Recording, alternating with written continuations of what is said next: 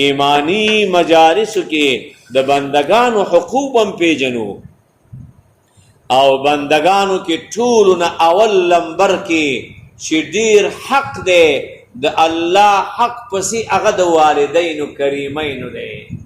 کله چې والدین نوم اخلي کریمین ورسره ملاوه، زما والد کریم وایا، زما والدی کریمه.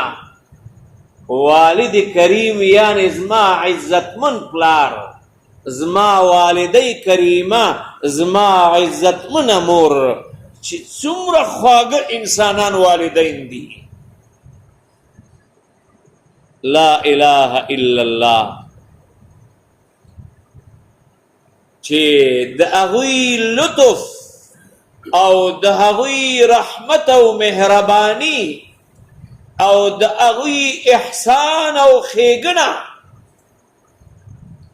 کله رایاده کې او تانه د هغوی انتقال د دنیا نه شوی، ته وې ربه که راته ووایې چې څه غواړې دنیا کې او دنیا کې راته چانس راکړي چې څه غواړې، ربه زه به دا ووایم چې ما ته زما والدین را ژوندي که چې د دوی خدمتګار، د دوی خادم او د دوی غلام ځان نه جوړ کړم.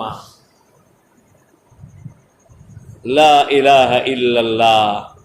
کوم انسانان به چې هغه به څومره ښکلې بهترینې مټي، څومره قیمتي لاسونه به وي، څومره قیمتي سترګې او خوله او ژبه به وي، چې یو څومره قیمتي مال به وي چې د والدینو په خدمت کې استعمالیږي. یا رب یا رب. حقوق العباد کې او ایوب سختیانی به د مور سره روټۍ نه خوړله یو ځای وی. چا ورته ولې؟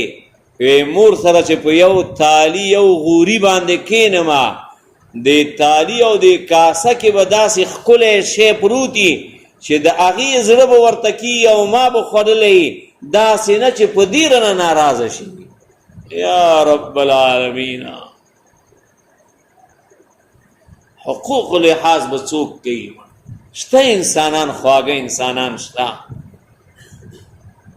ایمان مونږ ته درس راکوي، ایمان مونږ ته تربیت راکوي چې ای مؤمنه چې ته زما دعویدارې، نو د حقوقو به ډېر زیات لحاظ کوي.